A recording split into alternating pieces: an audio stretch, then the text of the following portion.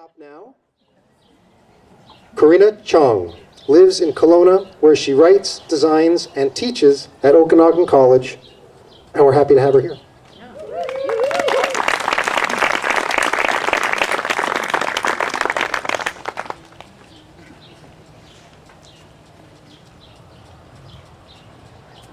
Thank you.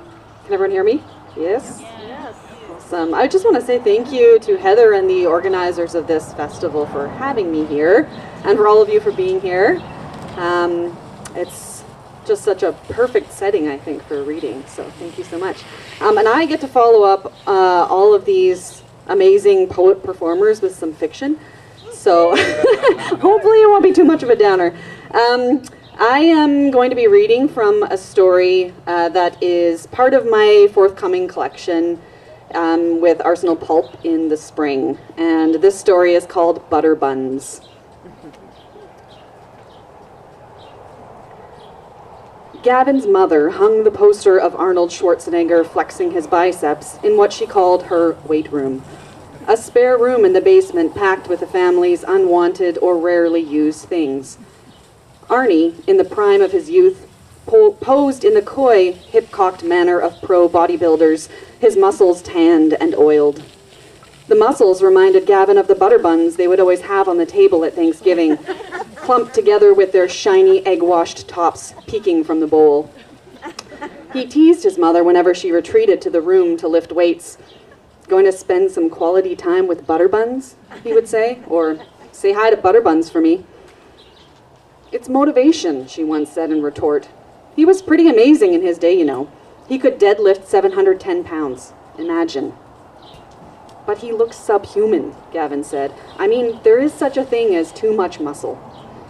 In truth, the poster creeped him out, especially when he was forced to go into the room to get his skis or camping gear from the storage closet, and Arnie's lumpy silhouette would leer at him in the dark like some kind of mythical beast. "What about me?" she said, flexing her own biceps. "Too much?" "Well," he said, "it's weird having a mom who's ripped, I'll say that much." What he meant was more muscular than himself. She didn't know, of course, that his friends referred to her as the MILF whenever she came up in conversation. Their own mothers were suitably plump, soft as dough around the middle, flaunting their cellulite-riddled thighs at the public pool, the way his mother used to be. It wasn't until a couple of years prior, when he was just starting high school, that she suddenly hired a personal trainer and started buying value-sized drums of protein powder, which she mixed into horridly green smoothies each morning to wash down her 4-egg white omelet. She'd wanted him to go to the gym with her and nagged him about it each evening when she was about to leave, but it felt to Gavin like a motherly attempt to combat his lanky teenaged insecurity. "We could do it together," she'd said the first time, knocking him on the shoulder.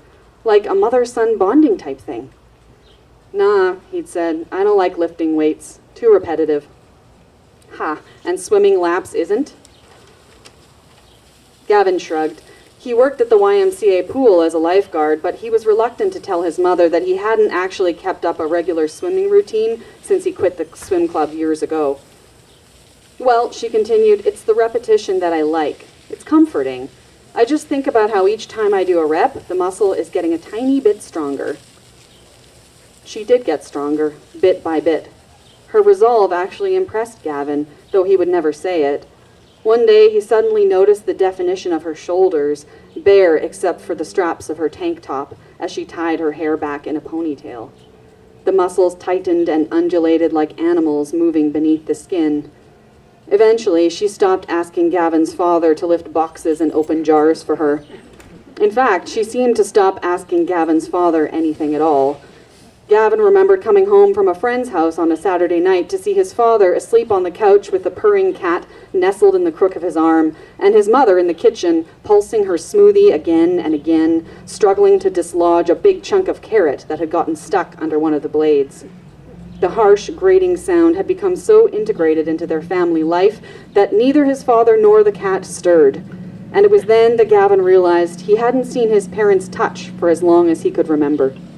They seemed to be perpetually across the house from each other, as though their bodies were repelled by some invisible magnetic force. When they finally split, Gavin's mother took the Vitamix, along with her collection of free weights and her Bowflex, to the new house she and Gavin now rented in Mission. The Arnie poster came too, transplanted to a new weight room with white walls and hardwood floors. Everything else, she insisted, was tainted with bad memories. Gavin asked his father some months later why they had decided in the end to get divorced. "I never really understood the bodybuilding thing," his father said. "At first it was great for her to be so fit, but at a certain point it became kind of grotesque." Gavin must have blushed at the force of the word because his father quickly added, "Sorry, that came out wrong. She changed, and not just on the outside. We both did."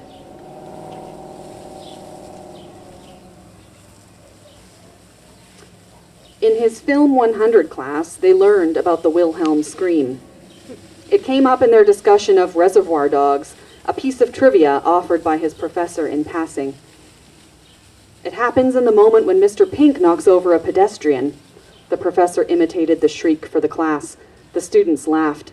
The professor explained how the scream was first recorded as a sound effect for a scene in a film called Distant Drums, in which a man is eaten by an alligator.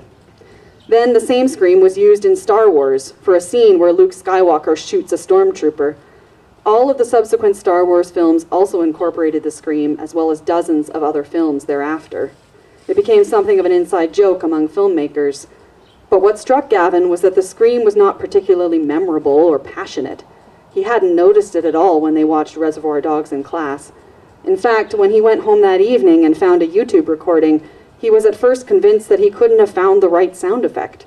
It was more of a yelp than a scream, with no hint of the horror that being eaten alive by an alligator would entail. When he met with his professor to discuss his ideas for his term paper, he found himself mentioning the scream. He'd come into the meeting without a clue about his thesis, but when the professor asked him what had interested him most in the course, he'd said, like a dope, "Well, the stuff you said about the Wilhelm scream was pretty cool." He immediately regretted sounding so vacuous, but the professor seemed to perk up. "Okay," he said, picking up his pen and notepad. "So what is it about Reservoir Dogs that you found so interesting? Perhaps you're interested in Tarantino's somewhat comedic treatment of violence?" Sure," Gavin said. "Maybe. I just thought what you said about the scream was interesting." "Ah," said the professor. "It's kind of a fun fact, isn't it?" He turned his pen on its end and tapped it against the desk. "All right, then. What about the Wilhelm scream in the film? What do you find so interesting about this moment?" Gavin knew he couldn't say the truth because the truth was that he didn't know. The truth was that he hadn't realized until he was packing up his bag after the lecture that day that he had been captivated. He hadn't even yawned once, and he'd begun thinking about all the films he wanted to watch again so that he could pick out the scream.